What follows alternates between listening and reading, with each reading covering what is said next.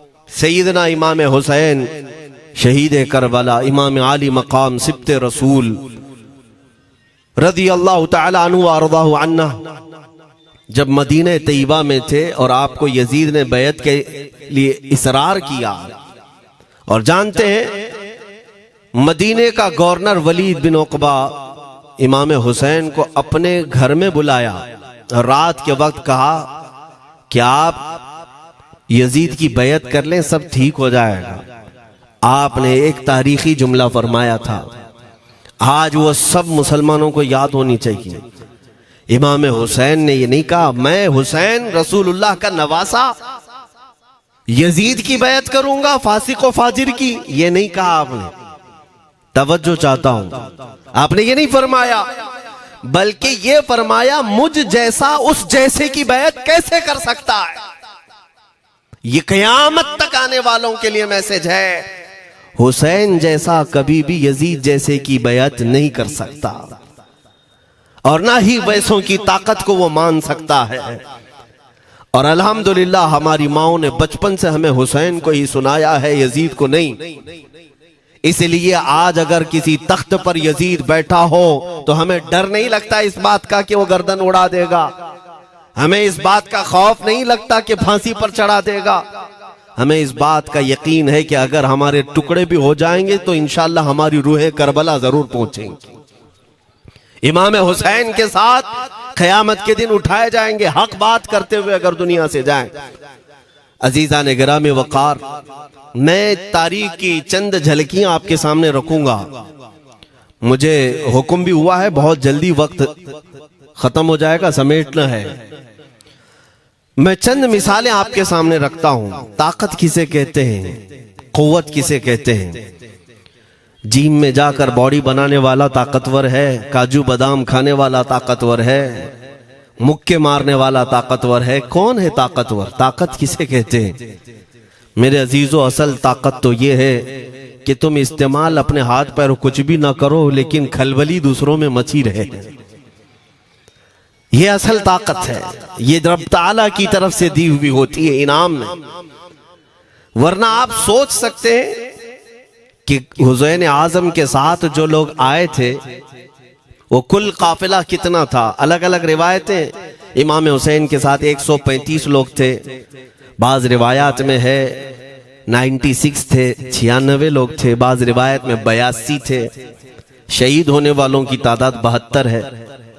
लेकिन इस बात पर अक्सर उलमा मुहद्दिसीन का ख्याल है कि 82 लोग थे, 82 लोग थे।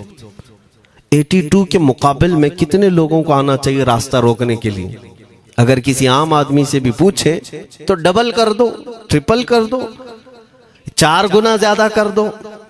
नहीं, 82 को रोकने के लिए पहले 1000 लोग आए, फिर वो 1000 के बाद 4000 प्लस आए, 5000 लोग सिर्फ 82 लोगों को रोकने के लिए आए रास्ता। फिर ये लोग 4 दिन तक रास्ता रोकते ही रहे, 5000 लोग मिलकर। 10वीं मुहर्रम होने से पहले पहले फिर तकरीबन 16000 लोग आए, यानी तकरीबन पूरे टोटल मिलाकर 22000 के करीब, 21000 समथिंग कुछ। 22000 की फौज क्या माने रखती है, किसको रोकने के लिए? 82 लोगों को। इसी से समझ में आता है असल ताकत किसे कहते हैं। ताकत इसी को कहते हैं कि उधर 3 दिन के भूखे और प्यासे हैं, उनके खीमों में साजो सामान भी नहीं, जंग के असबाब भी नहीं, और वो जंग की नीयत से भी नहीं गए। उसके बावजूद 22000 के सीनों में जो खलबली मची है, दुनिया इसी को समझ नहीं पा रही है। अगर दुनिया ये समझती है क्वांटिटी का नाम ताकत है तो हम उसको रद्द करते नहीं, क्वालिटी का नाम ताकत है। ईमान ये असल ताकत है। और एक तारीखी बात मैं आपके सामने रखता हूं। इमाम हुसैन का रास्ता रोकने के लिए सबसे पहले यजीद की फौज से जो शख्स आया था उसको हुर बिन यजीद कहते हैं। हुर बिन यजीद अर्रियाई 1000 का लश्कर लेकर के ये इमाम हुसैन का रास्ता रोकने आए। 2 दिन तक इधर उधर घुमाते रहा, और जब जब नमाजें होती रही इमाम हुसैन मुसल्ला इमामत पर हैं और ये यजीदी इक्तिदा भी कर रहे हैं। हर जमात इमाम हुसैन के पीछे हो रही है। लेकिन मैं आपको बताता हूं 10वीं मुहर्रम से पहले इमाम हुसैन ने खुतबा दिया और यजीदियों से कहा, क्या तुम मेरी हैसियत को नहीं जानते? मैं फातिमा जहरा का बेटा हूं, हैदर कर्रार का नूर नजर हूं, रसूलुल्लाह का नवासा हूं। मेरी निस्बतें क्या तुम्हें नहीं मालूम? तुम मेरे खून से अपने हाथों को न रंगो। मैं तुम्हारे पास ऑप्शन रखता हूं, मैं इस रास्ते से अपने वापस मदीने की तरफ जाता हूं या किसी साहिल की तरफ या दिमश्क जाऊंगा। जंग करना नहीं चाहता तुमसे। ये 3 ऑप्शन जब इमाम हुसैन ने रखा तो यजीदियों ने एक को भी कबूल नहीं किया। वो जंग करना ही चाहते थे, इमाम हुसैन के खून के साथ खेलना ही चाहते थे। लेकिन जो हुर बिन यजीद है, तवज्जो चाहता हूं, जो खुद इमाम हुसैन का रास्ता रोकने के लिए आया, उसके दिल में ये बात आई और उसने आकर के 10वीं मुहर्रम को यजीदियों से कहा, मियां मान लो हुसैन की बात, 3 में से कोई एक बात मान लो, हम जंग नहीं करना चाहते, वो रसूलुल्लाह के बेटे ही तो हैं। तो सारे जो सिपह सालार बड़े बड़े थे, अम्र बिन साद, शिमर वगैरह, हुर बिन यजीद से कहने लगे, तुझे कौन कहता है फैसला करने के लिए? तू सिपाही है, 1000 की नफरी तेरे साथ दी गई है, बस अगर तुझे हमारे साथ रहना है तो मैदान में जमा रह, वरना चला जा, तू सुलह की बातें मत कर। हुर बिन यजीद उसी दिन 10वीं मुहर्रम को उन यजीदियों से कहता, अच्छा अगर तुम मेरे इस बात को नहीं मानते तो तुम्हारी सिपह सालारी तुम्हें मुबारक, मैं हुसैन के खीमे में जा रहा हूं।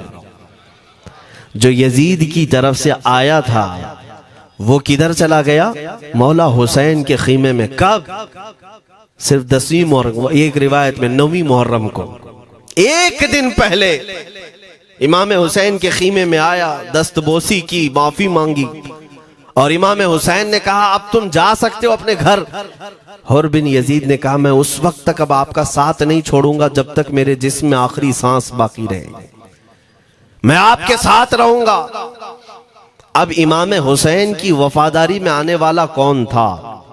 इसलिए मैं आपको एक चीज दे जाता हूं मेरे अजीजों, अल्लाह अज़्ज़ व जल की कुदरत के फैसले हैं, वो जब चाहता है कहीं से भी किसी को हिदायत अता फरमाता है।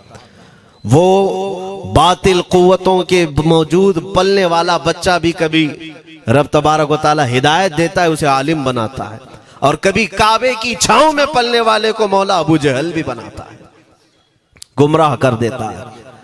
हुर बिन यजीद मौला हुसैन के पास आ गए। जो बात मुझे कहनी है उसके लिए मुझे इतना वाकया बयान करना पड़ा है। मैं असल पॉइंट की तरफ आता हूं, क्यों मैं ये बयान कर रहा हूं। जब 10वीं मुहर्रम को जंग शुरू हुई, अम्र बिन साद ने तीर चलाया, तो जानते हैं खीमा हुसैन की तरफ से सबसे पहले मैदान में उतरने वाला यही हुर बिन यजीद ही, यही उतरे अपने घोड़े पर सवार होकर उन्हीं यजीदियों से लड़ने के लिए जिनकी फौज में ये आए थे, उनके मुकाबिल में लड़ने के लिए गए। और जब लड़ने की इब्तिदा हुई, सुबह से दोपहर के करीब तक वो लड़ते रहे, जवाल तक। अब जो बात कहना है तवज्जो से सुनो। हुर बिन यजीद ने सुबह से लड़ाई की, बहुतों ने वहां पर मैदान जंग में मुकाबला आराइयां की हैं, लेकिन हुर बिन यजीद की जो लड़ाई है वो तारीख में लिखी हुई। आज उन्होंने यजीदियों के साथ जो जंग किया, कई घंटे जंग करने के बाद, जानते हैं तन्हा हुर बिन यजीद ने 120 यजीदियों को कत्ल किया।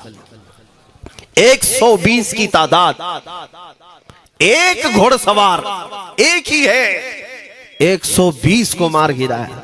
उसके बाद जामे शहादत नोश किया। मैं तारीख पढ़ रहा था, वहीं पर हमने किताब को रोक दी। बहुत सारे लोग करबला के वाकयात में इमाम हुसैन के खानदान के बच्चों के शहादत तो बयान करते हैं, उनके जिस्म कट गए, उनके ऊपर घोड़े दौड़ाए गए, लेकिन तुम ये नहीं जानते कि हुसैनी शहजादों ने बातिल कुव्वतों के कैसे छक्के छुड़ाए थे। एक एक जवान ने मुकाबिल में आने वालों को उनकी औकात कैसे याद दिलाई थी। अब सुनो, हुर बिन यजीद 120 को मार गिरा सकते हैं, वो भी एक दिन पहले खीमा हुसैन में आने वाला, एक दिन पहले खीमा हुसैन में आने वाला। बात समझ में आ रही है? अभी जो एक दिन पहले खीमा हुसैन में आ जाए उसकी ताकत का हाल ये है, जो पैदाइशी हुसैनी हो उसकी ताकत का हाल क्या हो। मेरे अजीजों, ताकत किसे कहते ये समझो। यह और बात है कि लोगों को अपनी ही औकात मालूम नहीं, अपनी हैसियत मालूम नहीं है। होता क्या है मैं आपको बताऊं। अल्लामा अब्दुल मुस्तफा आजमी साहब ने एक बड़ी प्यारी बात लिखी है। वो गुजरात के हालात बहुत अच्छी तरह से जानते थे। आपने एक बहुत अच्छी बात लिखी जो हमारे तमाम चीजों से या आज के जमाने में ये चीज मैच होती है। एक ताजिर तिजारत करने के लिए निकला, उसके पास कुछ कीमती हीरे थे, कीमती हीरे थे, और वो हीरों की तिजारत करता था और एक चोर उसके पीछे पड़ गया। और वो चोर रोजाना वो चोरी करने के चक्कर में रहता था कि जब रात को ये ताजिर सोए तो मैं ये हीरे निकाल लूंगा। लेकिन 2-3 दिन जब जब वो ताजिर सोता था वो पूरे हीरे चेक करता था, कहीं नहीं मिलते थे। थक गया चोर। 3 दिन के बाद उस ताजिर को उसने पूछा, चोर ने कहा कि तुम हीरे रखते कहाँ हो? दिन भर तो तुम्हारे पास होते, रात में कहाँ जाते? तो उस ताजिर ने कहा, अकल का अगर तू इस्तेमाल करता तो तुझे बात समझ में आती। रोजाना मैं तेरे ही जुब्बे में रात को ये हीरे रखकर खुद सो जाता था।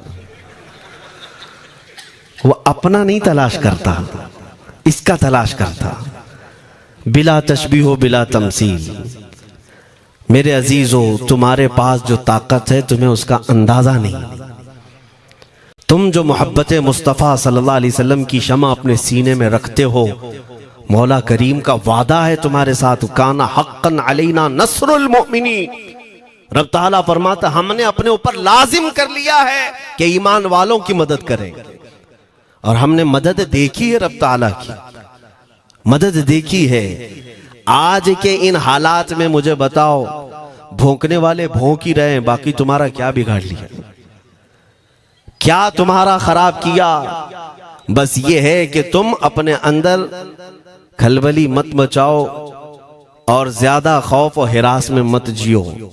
अल्हम्दुलिल्लाह मुसलमान हैं, मोमिन हैं, किसी चोर कौम से तुम्हारा रिश्ता नहीं है। तुम दुनिया की उस अजीम कौम हो जो सिर्फ और सिर्फ अपने रब ताला के हुजूर झुकती है, और अपने रब तबारक व ताला के हुजूर ऐसे झुकती है। मैं चैलेंज के साथ कहता हूं, पूरी दुनिया में कोई कम्युनिटी, कोई कौम ऐसी नहीं है जो अपने खुदा को देखने के बाद ही झुकती है। जिसकी भी जाओ, उनके खुदाओं की तस्वीर वहां पर सामने होती तभी झुकते हैं। वो चाहे ईसाई हो, यहूदी हो, कोई भी हो, उन्होंने कोई ना कोई या मूर्ति बनाई है या तस्वीर बनाई है, तब वो झुकते हैं। तन्हा तुम ईमान वाले हो जो आज तक अपने खुदा को देखा नहीं लेकिन हर दिन सजदा करते हो, तुम्हारा ये ईमान है।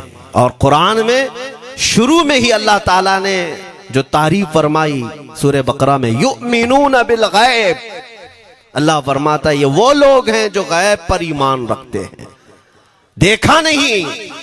और दुनिया में करोड़ों मस्जिदें होंगी, किसी मस्जिद में अल्लाह की तस्वीर है? किसी मस्जिद में? और या तुम्हें सलातो सलाम पढ़ने के लिए मेरे आका की तस्वीर देखने की जरूरत है? यही तो तुम्हारा ईमान है मेरे अजीजों। मेरे आका को हमने दिल में बसा रखा है, और जब हुजूर पाक की याद आई, बगैर तस्वीर देखे हम खड़े हो जाते हैं। और उनकी मोहब्बत वैसी होती है, हमें किसी तस्वीर और मूरत को देखने की जरूरत भी नहीं होती। तुम्हारी खुसूसियात बहुत हैं। अल्लाह रब्बुल इज्जत ने तुम्हारी पेशानियों को महफूज रखा है, किसी अहरे गैरे के सामने झुकने नहीं दिया। पेशानी मुकद्दस है तुम्हारी।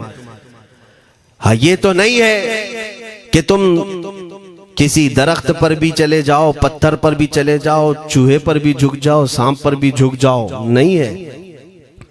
एक सहाबी हैं, ईमान लाने के बाद वो कहते हैं, या रसूल अल्लाह सल्लल्लाहु अलैहि वसल्लम, दो वाकयात ऐसे हैं जो ज़माने जहालत में हम करते थे। एक वाकया याद करता हूं तो रोना आता है और एक वाकया याद करता हूं तो हंसी आती है।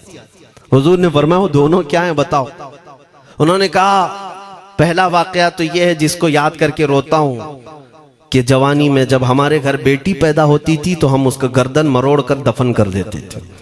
आज मुझे वो बात याद आती है तो रोना आता है कि हमने ऐसे कई बच्चियों को दफन कर दिया। अरब वाले दामाद बनाना नहीं चाहते थे और बेटियों को पहले ही मार देते थे।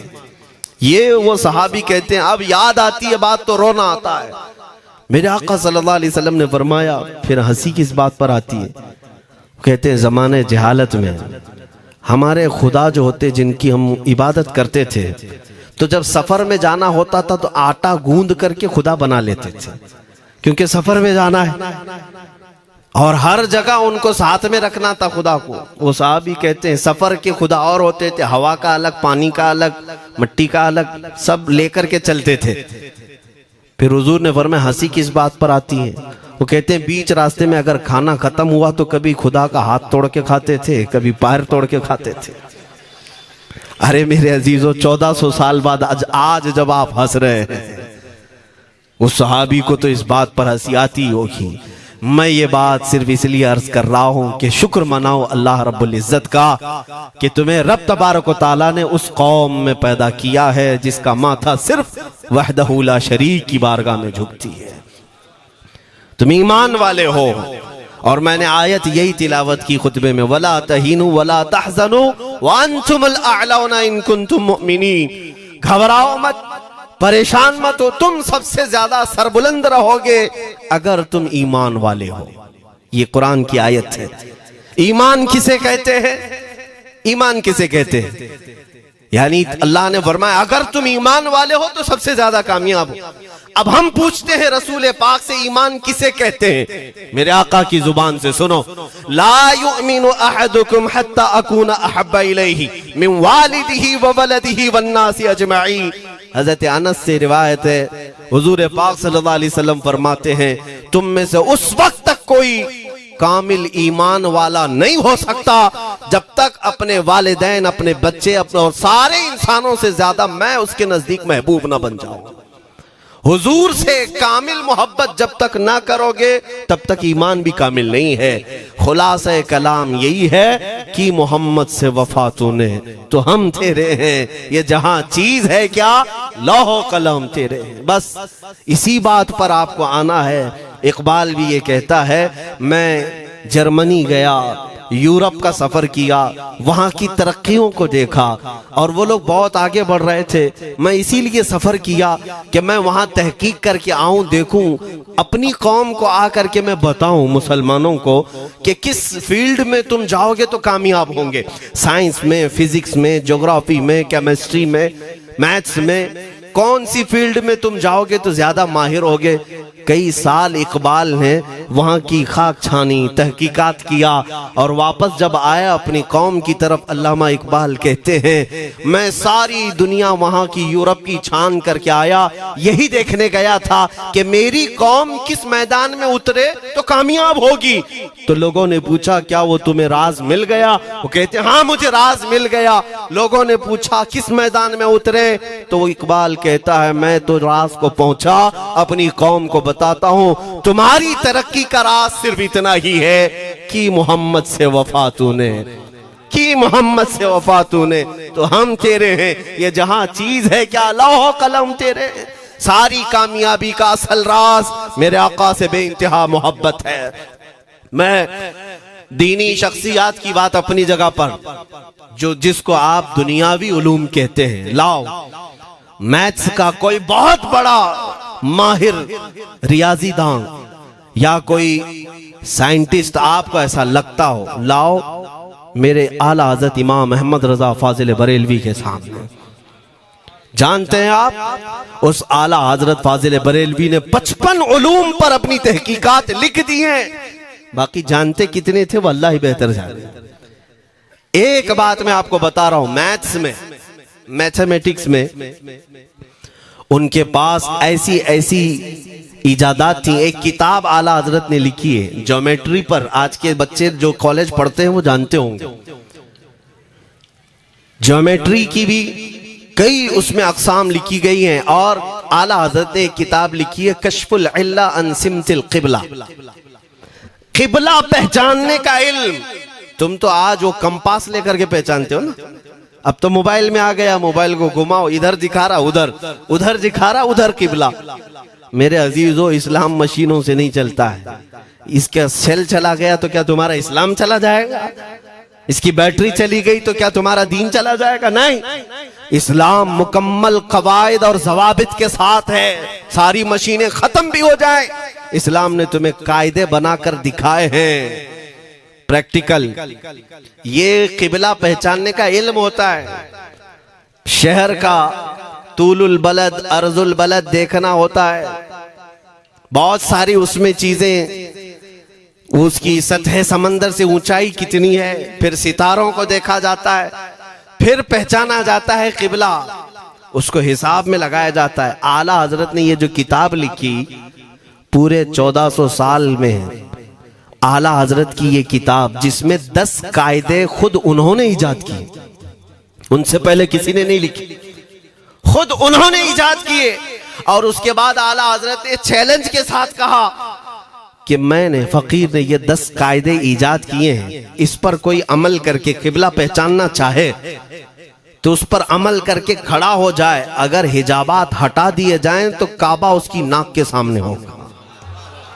आला हजरत ने लिखा है काबा ऐन उसकी नाक के सामने होगा। परफेक्ट कायदे उन्होंने लिखे। ये कायदे कहां से आए? हिसाब, मैथमेटिक्स। जो अलीगढ़ के प्रोफेसर अपने फंसे हुए मसाइल हल करने के लिए आला हजरत के पास आए, वाकयात आपने सुने होंगे। अब मैं आपसे कहता हूं, एक बहुत बड़े प्रोफेसर साहब अलीगढ़ के, वो लंदन या ऑक्सफोर्ड जा रहे थे या जर्मनी जा रहे थे कुछ मैथ्स के फंडे हल करने के लिए। आला हजरत के खलीफा ने उन्हें मशवरा दिया कि चले मौलाना अहमद रजा साहब बरेली में रहते हैं, उनसे बात कर लेंगे। पहले तो उन्होंने मजाक उड़ाया, मौलवी लोगों का काम है, प्रोफेसर जिसमें फंसा हुआ है। उन्होंने कहा लंदन और जर्मनी जाने में जितना खर्चा आता है उससे कम ही बरेली को लगता है, एक बार ट्राई कर लीजिए। वो आए आला हजरत के यहाँ, वो मौलाना सैयद सुलेमान साहब के कहने पर जब आला हजरत के पास आए, असर का वक्त था, अजान हो चुकी थी, आप मस्जिद की तरफ जा रहे थे। प्रोफेसर साहब से मुलाकात हुई। आला हजरत ने पूछा कैसे आना हुआ?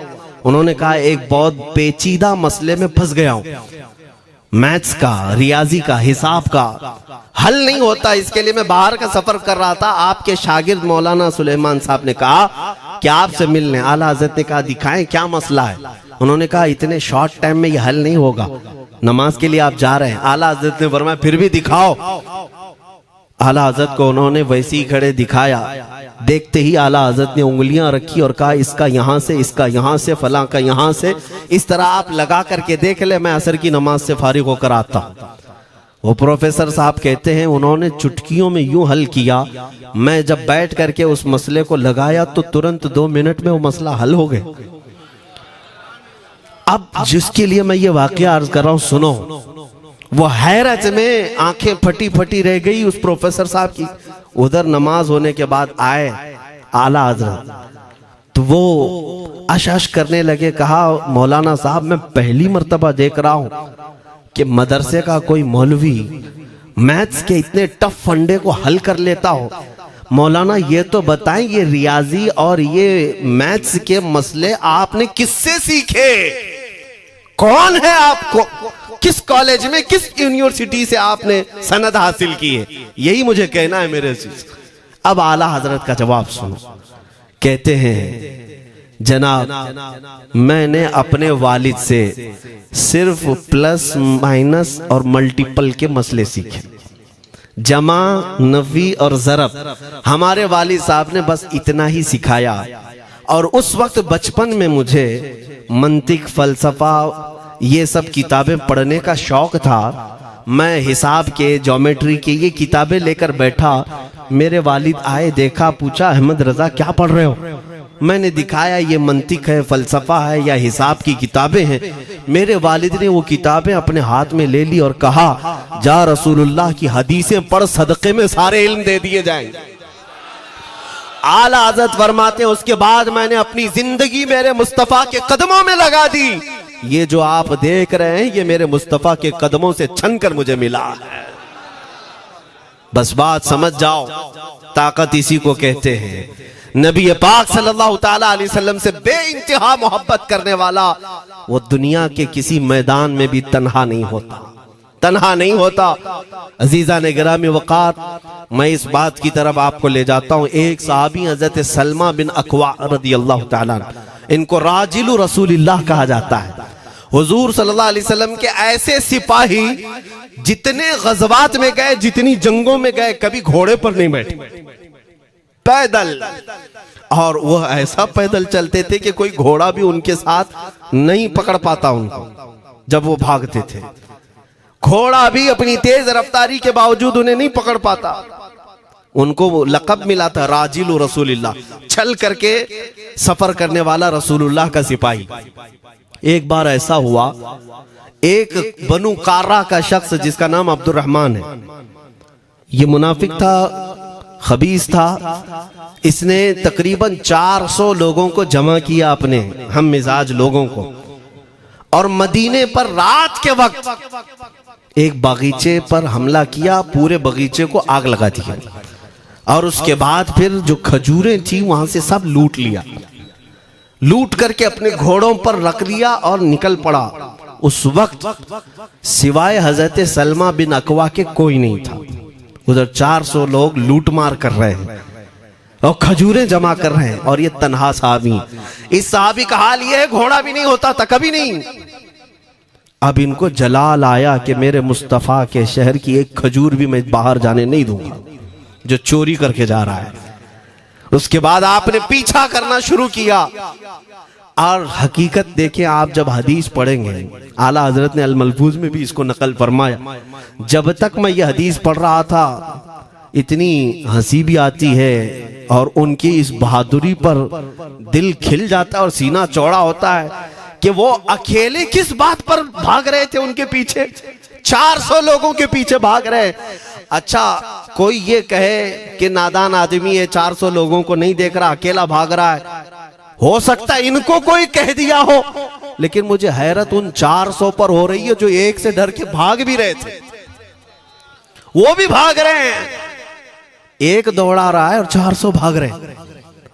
वह अब्दुर्रहमान कार्रा का रहने वाला कारी भागा जा रहा है और सबसे कह रहा है, सलमा बिन अकवा से अपनी अपनी जान बचा लो। इसीलिए मैं कहता हूं ये बुज़दिल कौमें हैं, मेरे मुस्तफ़ा के गुलामों का मुकाबला करने की सकत नहीं रखती, जिसके सीने में इश्क़ मुस्तफ़ा हो। 400 भागते रहे और ये भगाते रहे बहुत दूर तक। जब हज़रत सलमा बिन अकवा भागते थे तो घोड़े भी पीछे पड़ जाते, और आप जैसे जैसे कोई घोड़सवार आता उसकी टांग पकड़कर खींचते और उसकी गर्दन पर पैर रखते, फिर आगे निकल पड़ते थे। न जाने कितनों को उन्होंने तन्हा अपने हाथों से गिराया, कोई मुकाबला करने को तैयार नहीं। गिराते भी हैं और उनकी गिरी हुई खजूरें जमा भी करते हैं कि मुझे मदीने वापस ले जाना है। उस सहाबी को मैं पढ़ता हूं, अजीजा ने गिरामी खजूरें जमा करते रहे और उन्हें भगाते रहे। आखिर में वो 10-10 की टुकड़ियों में बदल गए। वो अब्दुर्रहमान कार्रा का रहने वाला कहने लगा, एक साथ मत भागो, ये अकेले सबको भगा रहा है, 10 इधर जाओ, 10 उधर जाओ, 10 उधर जाओ। जालिमों, पलट कर मेरे मुस्तफ़ा के गुलाम का मुकाबला करके देखते हैं, लेकिन किसी से नहीं हुआ। वो पहाड़ की चोटियों में चले गए। हज़रत सलमा बिन अकवा पहाड़ पे भी चढ़ने लग गए। तो अब्दुर्रहमान कार्रा वो कहता है वहीं से चीख करके, सलमा बिन अकवा तुमको क्या चाहिए, क्यों पीछा कर रहे हो? कहा, मैं शहरे रसूल की एक खजूर भी जब तक तुम्हारे पास होगी पीछा करता रहूंगा। उसने वहीं से अपने सारे साथियों को पुकार कर कहा, सारे लोग खजूरें फेंक दो, अपनी जान बचा लो। सबों ने खजूरें दे दी। हज़रत सलमा बिन अकवा पूरी खजूरें जमा की है, कितनों को रोनते हुए वापस आने लगे। जानते हैं, एक सहाबी और है हज़रत अबू क़तादा, जिनको फारिसु रसूलिल्लाह कहा जाता है। उनका घोड़ा दौड़ता हुआ, उनको दौड़ाता हुआ हजरत अबू कुतादा उस पर हैं और 10 लोग और साथ हैं। वो हजरत सलमा बिन अकवा की मदद के लिए आ गए। जब वो आए तो ये अक्सर को तो गिरा चुके थे, खजूरें ले भी चुके थे। हजरत अबू कुतादा 10 सहाबा के साथ जब आए, हजरत सलमा बिन अकवा की और मदद हो गई। अब ये मदीने आने लगे तो तवज्जो चाहता हूं। हजरत सलमा बिन अकवा ने पूछा, मैं तो अकेला दौड़ा रहा था, कोई मुझे न देखा था, न ये वाकई की किसी को खबर थी, तुम यहां तक कैसे आए? तुमको किसने भेजा मेरी मदद के लिए?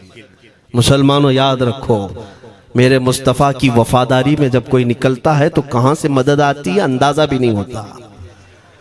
हजरत सलमा बिन अकवा ने उनसे पूछा, अबू कुतादा से, तुम आए कैसे? हजरत अबू कुतादा ने जो जवाब दिया वो और ताज्जुब का था। कहा, हमने नहीं देखा, हमको मालूम भी नहीं तुम किसके साथ गए हो, हमें ये वाकया भी नहीं मालूम, लेकिन हम अपने खीमे में बैठे थे, हमारा ये घोड़ा दौड़ता हुआ है, ये घोड़ा दौड़ता हुआ आया और दोनों पैर बार बार उठा करके हिनहिनाने लगा। मेरा घोड़ा ऐसा कभी करता नहीं, वो जिहाद में जाने वाला घोड़ा है, फरमाबरदार है। अबू कुतादा ने उसको सहलाया, लेकिन फिर भी वो खामोश नहीं हुआ। हजरत अबू कुतादा कहते, मैं पहचान लिया, वो अपनी पीठ पर मुझे सवार करना चाहता है। मैं इसकी पीठ पर बैठ गया। मेरे साथी भी ताज्जुब में थे, इतनी वक्त गुजर जाने के बाद घोड़े को न भूख लगी है न प्यास लगी है, ये कहां ले जा रहा है? अबू कुतादा कहते, ये घोड़ा है जो तुझ तक हम सबको ले आया है। हजरत सलमा बिन अकवा ने कहा, हाँ मुझे याद है, जब मैं उन 400 को दौड़ा रहा था तो तुम्हारा घोड़ा मुझे देख रहा था। पता ये चला दुनिया का हर जानवर भी मेरे मुस्तफा का वफादार है। अगर तुम नबी पाक सल्लल्लाहु अलैहि वसल्लम की इज्जत व हुर्मत के लिए उठते हो तो चूंटियां अपने सुराख में तुम्हारे लिए दुआ में मशगूल हो जाती हैं, मछलियां पानी में तुम्हारे लिए दुआएं करती हैं। अजीजा ने गिरामी वकार, आज मैं अपने जुमलों को समेटते हुए ये बात कहता हूँ, धोराजी की सरजमीन मैंने कभी सुना नहीं या कभी आपसे मुलाकात नहीं की, लेकिन इतना बड़ा मजमा हमें जो सुनने के लिए बैठा है, लोग मुसाफे के लिए आए, फूल हार पेश किए, टूट पड़ते हैं मुलाकातों के लिए। मैं अक्सर जलसों में भी और अपने प्रोग्रामों में ये कहता हूँ, मुझे जो आप इज्जत की निगाह से देखते हैं या मिलना चाहते हैं या देखना चाहते हैं या सुनना चाहते हैं, तो वो इसलिए नहीं है कि किसी बाप का, बड़े बाप का बेटा है या किसी सियासी पार्टी का नेता है।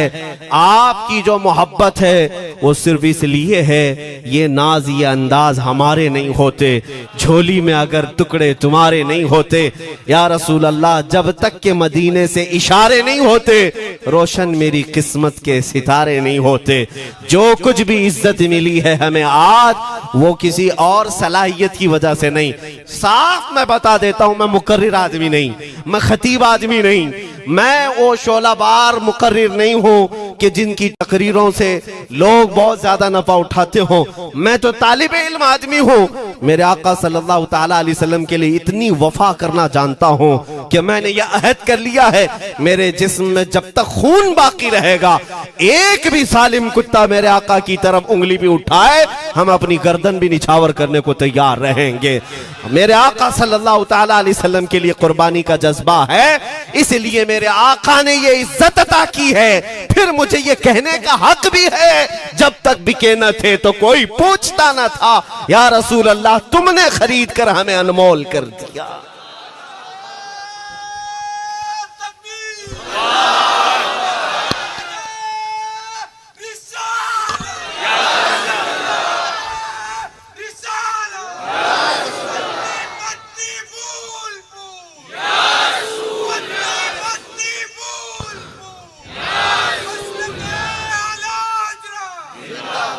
मेरे अजीजों, इस बात पर आज तुम्हारा इत्तिहाद होना है, आज तुम्हारा इत्तिहाद होना है। मैंने काफी इलाकों के दौरे की और देख लिए, लोग जो कहते हैं हम बिखरे हुए हैं, बटे हुए हैं, टुकड़ों में हैं, लेकिन मैंने सबको देखा, यकीनन फिरकों में भी बटे हैं, सिलसिलों में भी।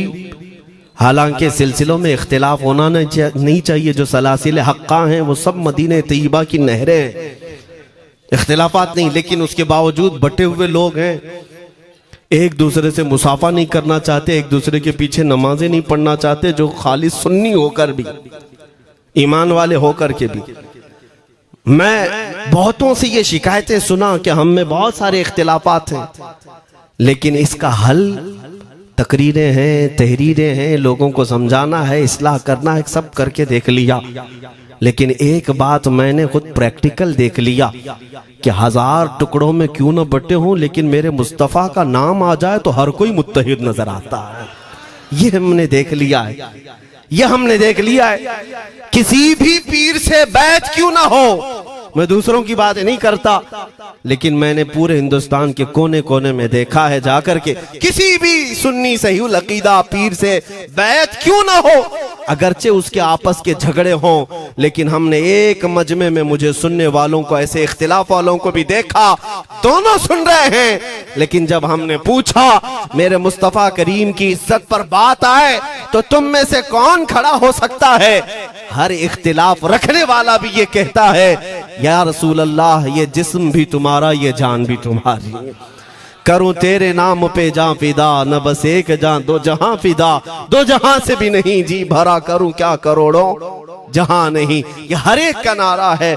इससे पता ये चला कि आज तुम सबको अगर कोई चीज जोड़ सकती है तो नाम मोहम्मद है, मेरे मुस्तफ़ा करीम सल्लल्लाहु अलैहि वसल्लम की मोहब्बत है। गुंबदे खजरा की छांव में सबको जमा करो, इंशाअल्लाह अज़ीज इत्तिहाद बरकरार रहेगा। असल की तरफ नजर रखो, बादशाह की तरफ नजर रखो। बाकी जितने वली हैं, जितने पीर हैं, सब वजीर हैं, सब वजीर हैं। बादशाह सिर्फ मेरा मुस्तफ़ा है। नबी पाक सल्लल्लाहु ताला अलैहि वसल्लम को हम शहंशाह तस्लीम करते हैं। लिहाजा अगर बादशाह की तरफ नजर होगी तो तुम्हें शैतान ये इस तरह की लड़ाइयों में नहीं रखेगा, वो कामयाब नहीं हो सकेगा। तुम सबका मिशन अगर मेरे मुस्तफ़ा की इज्जत और उनकी नामूस हो जाए, हुजूर अकरम सल्लल्लाहु ताला अलैहि वसल्लम की तरफ हमने देखा है बड़े बड़े इख्तिलाफात खत्म हो जाते हैं। हजरत अबू ज़र ग़िफ़ारी, हजरत बिलाल हबशी, दोनों में झगड़ा हो गया था, तकरार हुई। हजरत अबू ज़र ग़िफ़ारी ने सिर्फ हजरत बिलाल को गुस्से में आकर कहा, काली औरत के बेटे, या इब्न उम्मी सौदा। ये तकरार में हो जाता है। हजरत बिलाल को ये बात लग गई, थे तो काले, लेकिन सहाबी ने कहा था काली औरत के बेटे। हुजूर के पास जाकर अर्ज किया, या रसूल अल्लाह, अबू ज़र ने मुझे आज यूं कहा, अबू ज़र ने मुझे आज यूं कहा, काली औरत के बेटे। मेरे आका सल्लल्लाहु अलैहि वसल्लम को जला लाया, बाहर आए, बुलाया, अबू ज़र कहाँ है? आए। हुजूर पाक ने उनको मुखातिब करके सिर्फ इतना फरमाया, अफीकल जाहिलिया, अभी तक तुम्हारे अंदर पुरानी जाहिलियत बाकी है? 3 बार पूछा और उसके बाद मेरे आका चले गए, कुछ नहीं फरमाया। पुराने जमाने की काफिरों की जाहिलियत अभी बाकी है, जो माँ के नाम से लोगों को गालियां देते या पुकारते थे। हजरत अबू ज़र ग़िफ़ारी को इतनी बात लग गई कि मेरे आका मुझसे रूठ गए, मेरे आका के दिल पर यह बात लग गई।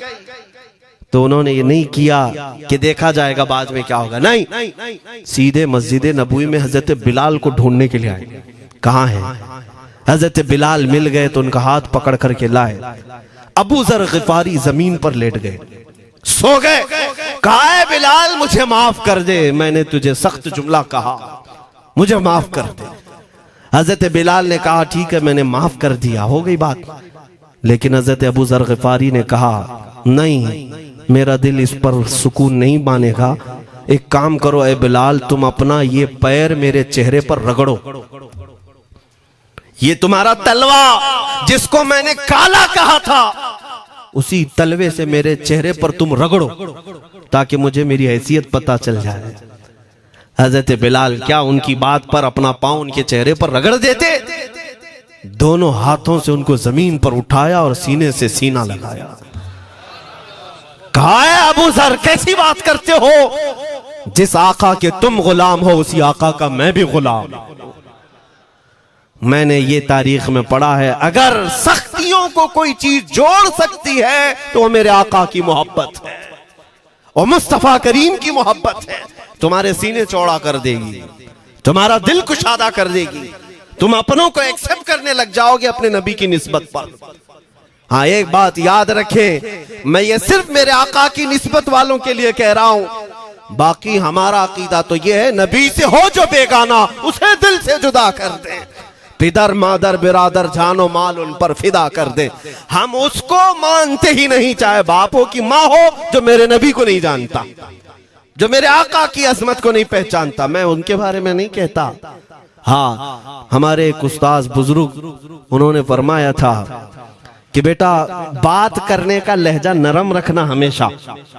बहुत सारे लोग हमारी तकरीरों को अभी अभी जो सुनते हैं वो कहते हैं बहुत कड़क बोलते हैं, सख्त बोलते हैं। मेरे अजीजों, पिछले 15 साल से करते हैं हम तकरीरें, अखलाकियात पर, तसव्वुफ पर बहुत सारे नरम अंदाज में गुफ्तगू करने के हम आदी थे।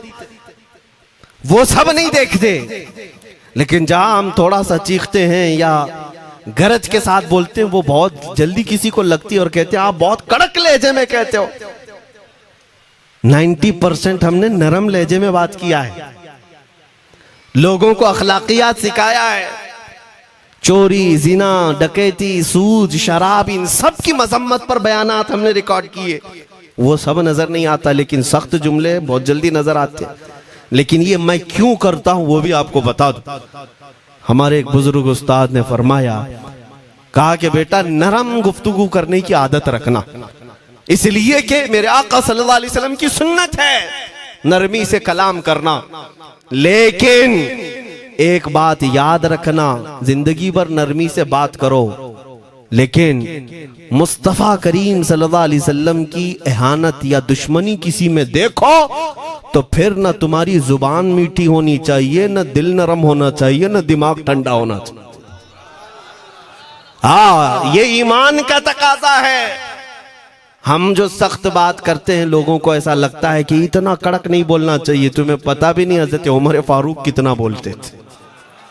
हाँ, उमैर बिन वहब एक शख्स था जो हुजूर के कत्ल का इरादा करके आया था मक्का से।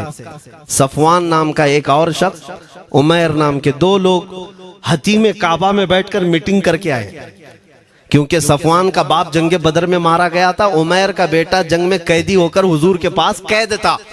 दोनों का प्रॉब्लम सेम था। दोनों लोग हतीम काबा में बैठ करके फैसला करते हैं। सफवान ने कहा मैं तुझे बहुत पैसे दूंगा, एक तलवार को जहर में बुझा कर जाओ मदीने और मोहम्मद का कत्ल करके आओ सल्लल्लाहु अलैहि वसल्लम।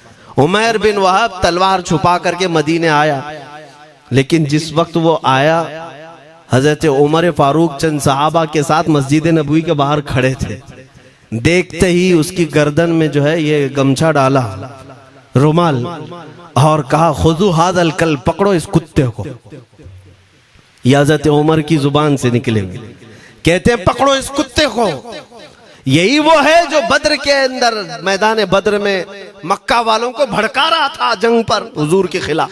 यहाँ मदीने में आया है, पकड़ो इसको। हजरत उमर बाहर ही सब कर देते, लेकिन कहा कि मैं हुजूर से पूछ के आता हूँ इसका करना क्या है। मेरे आका के पास गए, कहा या रसूल अल्लाह, वो शैतान कुरैश आया है, कुरैश का शैतान आया है उमैर बिन वहब, और मुझे लगता है वो बुरी नीयत से आया है। हजरत उमर पहले ही भांप रहे हैं, मुझे लगता है वो बुरी नीयत से आया है, क्या करना है आप हुक्म फरमाए। मेरे आका ने फरमाया उमर उसको अंदर ले आओ। उमैर बिन वहब को वैसी गर्दन में वो गमछा डाल के घुमा के अंदर ले आए मस्जिद नबवी में। हुजूर ने पूछा, हजरत उमर से कहा छोड़ दो उसको। जब अंदर आया तो पूछा हुजूर ने, क्यों आए उमैर? अब वो झूठ बोलने लगा, कहा मेरा बेटा आपके पास कैदी है, खैर खैरियत पूछने के लिए आया, और क्या है। मेरे आका ने फरमाया सच सच बताओ क्यों आए हो। उसने फिर कहा मैं अपने बेटे की खैरियत मालूम करने आया हूं, और क्यों आया हूं। हुजूर ने फरमाया खैरियत मालूम करने आए तो तलवार लेके क्यों आए हो। उसने तलवार दिखाने के लिए फेंक दिया, कहा इस तलवार का क्या होना है। तलवार तो हमारे पास बद्र में भी थी, लेकिन पता आप ही के साथ थी। बड़ी बड़ी बातें करने लगा। मेरे आका को जलाल आया और कहा उमैर वो बात क्यों नहीं बोलते जो तुम सफवान के साथ काबा की हतीम में बैठकर करके आए हो। मदीने में बैठा रसूल खाने काबा में होने वाली गुफ्तगू को सुन रहा है। दूर और नजदीक के सुनने वाले वो काने लाले करामत पे लाखों सलाम। ये हदीस मौजूद है, सही हदीस है। इसी हदीस के तर्जुमानी करते हुए हम तो ये अकीदा रख ही सकते हैं ना, हम यहाँ से पुकारें वो वहां से सुने, मुस्तफा की समाअत पे। हाँ, ये अकीदा बरेली वाले का जो है वो अपने पेट का अकीदा नहीं, ये सहाबा का अकीदा है। मेरे अजीजों, जब मेरे आका ने फरमाया वो बात बताओ जो हतीम काबा में करके आए हो, अब थर थर थर कांपने लग गया। इससे इस रसूल से क्या छुपाएं जो हतीम काबा में तन्हाई में होने वाली मीटिंग को भी जानता हो। कहा अब मैं क्या बताऊं जब आपको सब मालूम है। अब मैं जो कहना चाहता हूं वो ये है, अशहदु अन्नका मुहम्मदन रसूलुल्लाह, मैं गवाही देता हूं कि आप मोहम्मद अल्लाह के रसूल हैं सल्लल्लाहु अलैहि वसल्लम। ईमान ले आए। अब सुनिए मेरे अजीजों, ईमान लाने के बाद हुजूर पाक सल्लल्लाहु अलैहि वसल्लम ने तलकीन फरमाई कि अब इस्लाम पर कायम रहो, ईमान पर बरकरार रहो। कत्ल करने के लिए आया, मेरे मुस्तफ़ा का गुलाम बन गया। अब उसके बाद हजरत उमर क्या कहते हैं, हजरत उमर जो गमछा गले में डाल के अंदर लाए थे, अब गले में हाथ डालकर बाहर ले जाते हैं। और बाहर जो साथी खड़े थे उन सबको मुखातिब करके कहते हैं, लोगों सुनो। हजरत उमर के अल्फाज सुने, कहते हैं थोड़ी देर पहले ये जो शख्स तुम देख रहे हो, मुझे खिंजीर इससे अच्छा लगता था। अल्लाह, ये लफ्ज भी है, वल्लाही इन्नी लअहब्बु खिंजीरन मिन हाज़ा। कहते हैं कि इससे बेहतर मैं खिंजीर को समझता था क्योंकि ये दुश्मन रसूल था। लेकिन अब सुनो ऐ लोगों, अब मेरे सगे बेटे से ज्यादा मुझको ये अजीज है, इसलिए कि मेरे आका का गुलाम। यही ईमान है, यही ईमान है। अजीजान गिरामी, खुलासा कलाम मेरी बात का यही है, मोहम्मद की मोहब्बत दीन हक की शर्त अव्वल है। इसी में हो अगर खामी तो सब कुछ नामुकम्मल है। इकबाल ने क्या खूब कहा था, अगर पहचानना हो तो मेरे अजीज़ों पहचानो। तुम मेरे आका सल्लल्लाहु अलैहि वसल्लम के कदमों तक अगर पहुंच गए तो यही दीन है। बमुस्तफ़ा बरसा खैश के दी हमाउस, गर्ब उन रसीदी तमाम बुल हबीस। अपने आप को हुजूर तक पहुंचा दो, इसी का नाम दीन है। और अगर वहां तक नहीं पहुंच सके, जिंदगी पूरी अबू लहब की तरह है। हो ना ये फूल तो बुलबुल का तरन्नुम भी ना हो, चमने दहर में कलियों का तबस्सुम भी ना हो ना ये साकी तो मैं भी ना हो, खुम भी ना हो, बस में तौहीद दुनिया में ना हो, तुम भी ना हो। या रसूल अल्लाह, खीमा अफलाक का इस्तादा उसी नाम से है, नबज़ हस्ती तपश आमादा उसी नाम से है। दश्त में दामने कोहसार में मैदान में है, बहर में मौज की आगोश में तूफान में है, चीन के शहर मराकश के बयाबान में है, और पोशीदा हर मुसलमान के ईमान में है। वो मेरे आका की जात ही है, हर जगह है, और उसी की तरफ हमें सबको मुतवज्जे होने की आज जरूरत है। ताकत किसका नाम है, मैंने शुरू इसी बात से किया था, इसी पर खत्म करता हूं। ताकत और कुव्वत सिर्फ बॉडी बनाने को नहीं कहते, ताकत और कुव्वत सिर्फ और सिर्फ काजू बादाम खाने को नहीं कहते। ताकत और कुव्वत उसके अंदर है जो देखने को अगरचे कमजोर लगता हो, लेकिन दुश्मनों के सीने उसकी याद से ही आज भी खलबली मच जाती हो। हमने देखा है 100 साल पहले की बात, आला हज़रत इमाम अहले सुन्नत फाजिल बरेलवी इमाम अहमद रजा खां, नाम तो हर बच्चा जानता है आज, और अपनों से ज्यादा गैर भी जानते हैं और थरथराते भी हैं। लेकिन क्या कभी तुमने आला हजरत की सीरत में यह पढ़ा कि उनका जिस्म कैसा था? उनका जिस्म कैसा था? बहुत लहीम शहीम, चौड़े सीने वाले, बड़े बाल वाले, ऊंचे चेहरे वाले? नहीं मेरे अजीजों, तारीख में आप पढ़ोगे आला हजरत कसरत से लिखने की वजह से, कसरत से इबादत की वजह से, जिस्मानी एतबार से बड़े दुबले पतले थे, बड़े दुबले पतले थे। लोग देखने वालों ने यह कहा है, जिस्मानी साख्त ऐसी नहीं थी कि कोई पहलवान नजर आता हो, दुबले पतले थे, नहीफ थे, देखने में कमजोर लगते थे।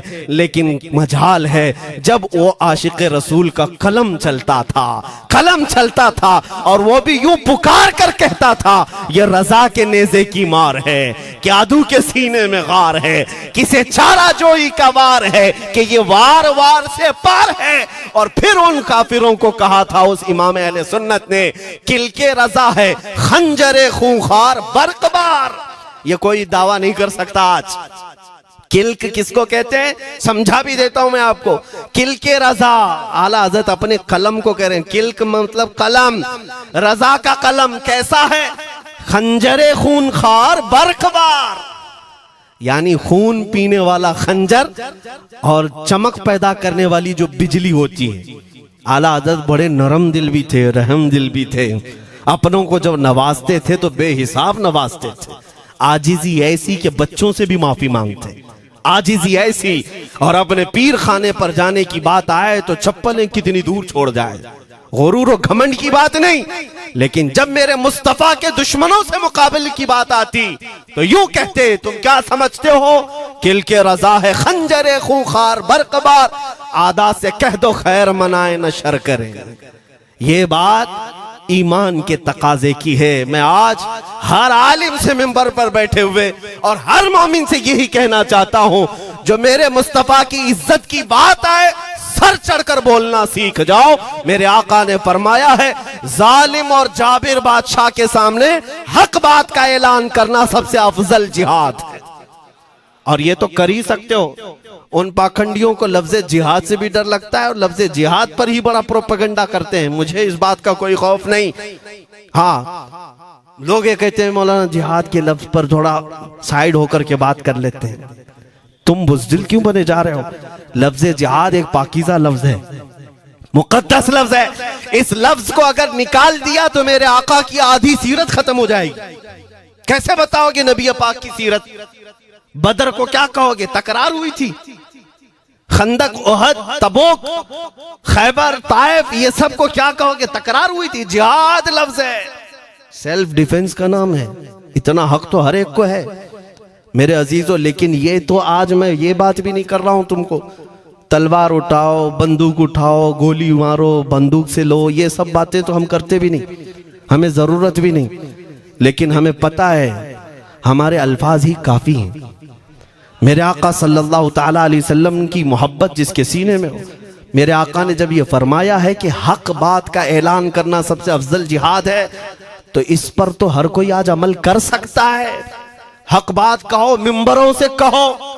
और ट्रस्टियों से भी कहता हूं, उलमा को कहने की आजादी भी दो कि वो बुज़दिल न बनाए, खौफ न रख रजा जरा, तू तो है अब्दे मुस्तफा। एक बात समझ करके चले, हम मुल्क के खिलाफ, कानून के खिलाफ नहीं बोलना चाहते। मुल्क हमारा भी है, देश हमारा भी है, और यहाँ के कवानीन जिस पर हम अमल कर रहे हैं, खुशी से अमल कर रहे हैं। लेकिन इन जालिमों ने क्या बना दिया है, इनके नजदीक देश पूरा मोदी है। हाँ, इन साहब के बारे में मत बोलो, वो देश है। कल को अगर नहीं रहे तो देश चला जाएगा। मेरे अजीजों, किसी व्यक्ति, किसी शख्स की गलत पॉलिसियों पर तनकीद करने का नाम देश के खिलाफ बोलना नहीं है। हम अपने देश से मोहब्बत ऐसी करते हैं, ऐसी करते हैं। आज भी आजादी का दिन है ना, आजादी का दिन है। ये लगे हाथों ये बात कह करके गुजरता हूं। आज भी जाकर के देखें, इंडिया गेट पर सबसे ज्यादा शहीदों के नाम जो लिखे गए हैं वो मुसलमानों के हैं। इनको क्या पता है 1857 से जो अंग्रेजों के खिलाफ लड़ रहे थे, ये लड़ रहे थे।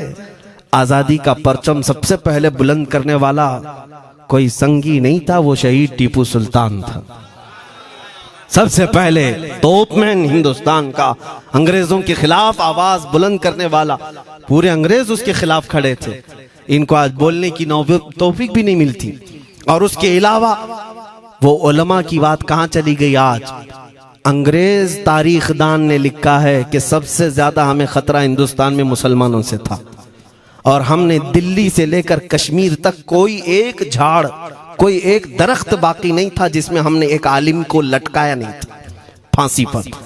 जिनकी तादाद गिनी गई है तो तकरीबन 26,000 उलमा को इन्होंने फांसी दी थी, दिल्ली से लेकर कश्मीर तक। मुझे बताओ, जजीरा अंडमान निकोबार में किसको भेजा इन्होंने? मौलाना फजल हक खैराबादी, इनायत अहमद काकोरवी, ये तमाम वो लोग हैं। अल्लामा इनायत अहमद काकोरवी, जिनकी किताब आज तकरीबन हर मदरसे में पढ़ाई जाती है, इल्म उस्सिक़ा। ये किताब यहाँ चटाई पर बैठकर लिखी हुई नहीं, उस जेल की दीवारों पर लिखी हुई किताब। उसको पढ़ करके आज बच्चे आलिम बनते, हम भी पढ़े। ये वो लोग हैं जिनको सिर्फ और सिर्फ हक बात कहने की बुनियाद पर जिंदगी भर जेल में डाल दिया गया। आज ढूंढ करके निकालो मौलाना फजल हक खैराबादी का मजार कहाँ है, और अंडमान निकोबार में। जहां काला पानी की सजा दी जाती थी। किफायत अली काफी का नाम सुना है मेरे अजीजों? ये नाम का जिक्र आना तो हक बनता है आज की रात जरूर। मुरादाबाद शहर का वो आलिम रब्बानी, वो सिर्फ और सिर्फ मुजाहिद आजादी नहीं बल्कि फना फिर रसूल भी था। आप इसी से अंदाजा लगा लें, आला हजरत जैसा आशिक, हदायके बख्शिश लिखने वाला। आला हजरत के अशार तो पता है ना, इमामुल कलाम कहते हैं। आला हजरत की नातों को इमामुल कलाम कहते हैं। सारे कलामों का इमाम आला हजरत की नाते हैं। पढ़ करके देख लो, वजद आ जाए हुजूर की नाते। लेकिन उस आला हजरत से पूछा गया, आप किसकी नाते पसंद करते हैं? आला हजरत फरमाते हैं, मैं सिर्फ दो ही लोगों की नाते सुनता हूं, या तो हसन रजा बरेलवी की या अल्लामा किफायत अली काफी की। आला हजरत जिसकी नाते सुनते हो, इसी से अंदाजा कर सकते हो किफायत अली काफी कौन थे। मैं अक्सर जगहों पर इनका तस्करा करता हूं ताकि बच्चों के जहनों में ये बात मुंतकिल हो जाए। अब मैं आपको बताऊं, उनकी जुबान में अल्लाह ने वो ताकत दी थी कि वो जब इश्क़ रसूल पर बोलते थे तो हजारों का मजमा रोने लगता था, उनकी तरफ आ जाते। और अंग्रेजों को ये बात कतान पसंद नहीं थी। उन्हें कई तरह से गिरफ्तार करने की कोशिश की गई। आखिरकार एक मुनाफिक के जरिए से मौलाना किफायत अली काफी को गिरफ्तार करने के लिए अंग्रेज आए। कितने जानते हैं? 3000 लोग आए एक आलिम को गिरफ्तार करने। हमेशा कुत्ते झुंड में ही आते हैं। हाँ, मॉब लिंचिंग भी जो है ना, कुत्ते झुंड में ही करते हैं। किफायत अली काफी रहमतुल्लाह अलैह को गिरफ्तार करके ले गए दारुल इमारत में। अंग्रेजों ने रात के वक्त किफायत अली काफी के कपड़े खोले और उनके जिस्म पर गर्म स्त्री फेरी। स्त्री से पूरा दागते थे और जब चमड़ी जल जाती थी तो उस पर नमक छिड़कते थे। हफ्ता भर तक अल्लामा किफायत अली काफी को उन्होंने ये दर्दनाक सजाएं दी। बीच में कई मर्तबा उनको सामने ऑफर रखा, तुम बदल लो अपनी बातें, छोड़ दो अपनी इस कौम को वरगलाना, छोड़ दो ये सब जो तुम तकरीरें करते हो, हम अपने हुकूमत में तुम्हें ले लेंगे, वजीफा भी देंगे, ओहदा भी देंगे। किफायत अली काफी रहमतुल्लाह अलैह ने फरमाया, तुम गलत जगह हाथ मारे हो। हाँ, ये वो जगह नहीं है जहां से 500 पाउंड लेकर के कौवा भी हलाल कर दिया जाए, हर चीज जो है तुम्हारे हिसाब की बना दी जाए, ये वो जगह नहीं है। किफायत अली काफी रहमतुल्लाह अलैह ने कहा, मेरा दीन इतना सस्ता नहीं है, इतना सस्ता नहीं है। उसके बाद उन्होंने कहा, तो फिर तुम मरने के लिए तैयार रहो। कहा, खुशी से। 8 दिन के बाद उनको एक चौराहे पर ले जाकर फांसी का फंदा लगाया गया और पूरे मजमे में आपको फांसी के लिए चढ़ाया गया। अंग्रेजों ने पूछा था, कोई आखिरी वसीयत है तुम्हारी, कोई आखिरी ख्वाहिश है तो बता दो लोगों में। फांसी पर चढ़ने वाला ये कहता होगा, मेरी बीवी से मिल लूं, बच्चों से मिल लूं, जायदाद प्रॉपर्टी की वसीयत कर दूं, मेरे बाद कौन बैठेगा वो कह दूं। लेकिन किफायत अली काफी की बात पर कुर्बान जाओ। उस भरे मजमे में कहते, हाँ मेरी आखिरी ख्वाहिश एक ही है, एक बार नाते रसूल पढ़ लो। अल्लाह अल्लाह, एक बार नाते रसूल पढ़ लो। उन्होंने कहा, ठीक है, तुम्हारी इस ख्वाहिश का हम अदब करते हैं, कर लो। किफायत अली काफी रहमतुल्लाह अलैह फांसी के फंदे पर चढ़ने से पहले क्या मगन होकर के गुनगुना रहे थे, यूं कह रहे थे, कोई गुल बाकी रहेगा न चमन रह जाएगा, पर रसूलुल्लाह का दीने हसन रह जाएगा। अतलसो कम ख्वाब की पोशाक पे नाजा न हो, इस तने बे जान पर खाकी कफन रह जाएगा। सब फना हो जाएंगे हश्र तक काफी वो, लेकिन